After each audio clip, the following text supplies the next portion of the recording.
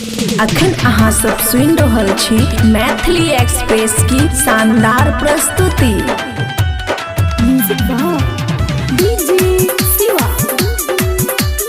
खुशी recording studio बलुआहा।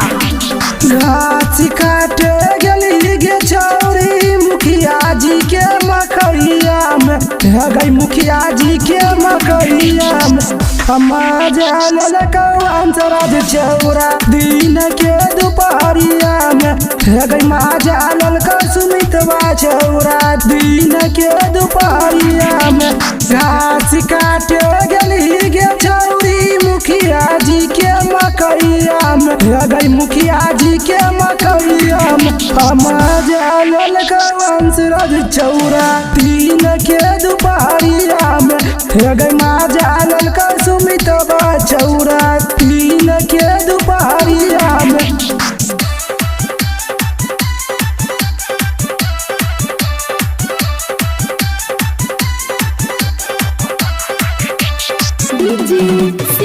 खुशी recording studio बलुआहा।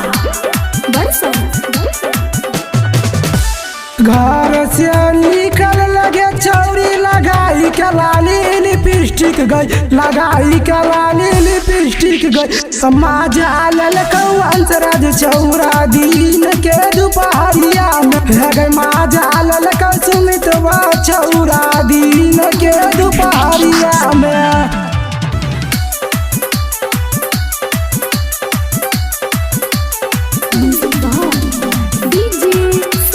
खुशी recording studio बलुआहा।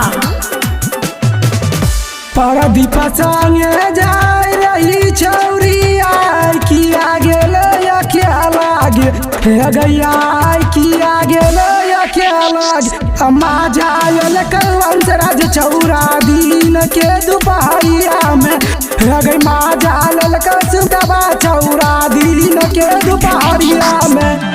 गायक Pradeep writer Shivnandan देखल को मकैया में, राजस्वो देखल को मकैया में समाज ललका अंसराज चौरा दिन के दोपहरिया में, गे माजा ललका राजस्वा चौरा